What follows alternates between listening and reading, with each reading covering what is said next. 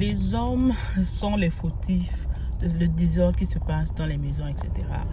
Je posais la question, en fait, le monde va mal parce que la femme va mal, parce que la maman va mal. Et c'est quelque chose auquel on doit se rendre en l'évidence en tant que femme, en tant qu'homme avec grand H. La parole déclare qu'il est mieux de demeurer dans un désert. Il est mieux de demeurer dans un désert que de demeurer, d'accord, que d'être sous le toit avec une femme querelleuse. Lorsque l'Éternel m'a montré une autre facette de cette parole qu'on lit et qu'on néglige, j'étais choquée. J'étais choquée. J'étais, oh my God. On dit encore que la femme querelleuse est comme en fait une gouttière qui ne cesse de couler. Le grand problème en fait c'est ceci, c'est que beaucoup de femmes, beaucoup de reines rentrent dans les relations, rentrent dans les mariages, vont dire oui au nom de la culture, au nom de l'âge, au nom de tout ce qu'on veut dire. Sauf qu'elles oublient, beaucoup oublient de checker leur âme. Beaucoup oublient de checker, d'accord, leur bagage émotionnel. Elles vont dans la nouvelle saison parce que le mariage est l'institution de Dieu. Le mariage est ce plus beau joyeux qui est censé en fait représenter, d'accord, la glorieuse, d'accord, lumière de Dieu, la splendeur, l'accomplissement en fait de tout est accompli en fait quand tu te maries avec la bonne personne. Quand vous êtes ensemble pour des raisons qui sont divines pour accomplir le plan de Dieu. Quand vous êtes ensemble, pas seulement parce que vous vous aimez juste par la chair, mais vous vous aimez inconditionnellement. Qu'est-ce que je veux dire par inconditionnellement? C'est-à-dire que quel que soit ce qui arrivera, si tu l'aimes aujourd'hui parce qu'elle est encore à midi ou à 6h ou à 18h, comment on dit, vous savez de quoi je parle, tu vas l'aimer également après 2, 3, 4 grossesses quand elle aura les vergetures, quand tout sera tombé, franchement, c'est ça le mariage inconditionnel. Tu vas l'aimer en fait, d'accord, quand vous allez avoir un boulot, vous allez perdre le boulot, quand vous serez dans des situations macabres, etc. C'est ça l'amour en fait inconditionnel. L'amour dans la pauvreté ou dans la richesse. L'amour dans la maladie ou bien c'est-à-dire que tout ça en fait.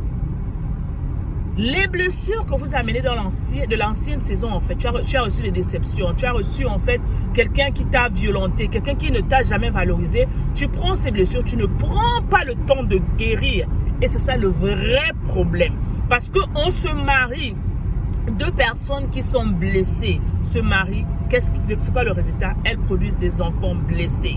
Donc on ne se rendra pas à l'évidence d'arrêter d'accuser l'un et l'autre, de prendre ses propres responsabilités. De dire que quand je vais là en fait, avant d'aller dire oui, avant même de penser à une éventuelle relation, est-ce que j'ai pris le temps de faire le point sur moi-même? Est-ce que j'ai pris le temps de guérir? Est-ce que j'ai pris le temps de me faire accompagner, que je sois chrétien ou non? Tu as besoin d'un accompagnement. Tu as besoin de quelqu'un de spécialiste pour checker tes émotions. Parce que quand tu vas en tant qu'émotive, tu vas avec le gourmet, tu vas avec le cœur plein, d'accord, de manque de pardon. Qu'est-ce que tu fais? Tu vas mettre le feu au palais. Et c'est ce qui se passe. Tu deviens une femme querelleuse. Quand tu as des mots, M-A-U-X, que tu n'arrives pas à exprimer et tu les exprimes, d'accord, avec les mots M-O-T-S. Voilà le vrai problème. Les femmes querelleuses, les femmes soi-disant récalcitrantes, non soumises, c'est le résultat justement de toutes ces blessures non guéries. Aucune femme ne naît, si on peut le dire, en train de crier. Aucune femme, la femme est douce dans la nature. Mais toutes les épreuves que beaucoup ont traversées, toutes les déceptions que beaucoup ont traversées, font en sorte qu'elles se sont formées une carapace en fait. Elles se sont formées une carapace, je veux dire, une sorte de protection. Ce qui veut dire que même tu as tellement reçu de blessures, etc. Tu n'as pas pris, tu as emmagasiné. Je vais vous donner l'exemple de l'éponge en fait. J'aime beaucoup utiliser cette analogie parce qu'elle est vraiment profonde. L'éponge qu'on lave, avec laquelle on lave les assiettes là, tu continues de laver l'éponge avec ça, tu prends le savon, tu mets le savon, tu mets le savon. Tu ne prends jamais le temps de rincer l'éponge. Tu ne mets jamais le temps de faire sécher l'éponge. Tu ne mets jamais le temps de prendre un peu de vinaigre là, hein, pour que l'éponge puisse bien sentir, pour casser l'odeur là. Et tu continues de laver les assiettes. À un moment, l'éponge va sentir. Elle va puer à un point où même toi-même dans la maison, tu te dis, mais c'est pas possible. Qu'est-ce qui sent comme ça? Et voilà comment beaucoup d'âmes sentent parce que les gens ne prennent pas le temps de se nettoyer. La relation parfaite n'existe pas. L'amour parfait n'existe pas. Le mariage parfait n'existe pas. Si tu veux poser la question, va poser la question à tes grands-parents. Mais aujourd'hui, pour ne pas comprendre, c'est peut-être un autre débat, il faudrait qu'on prenne ses responsabilités.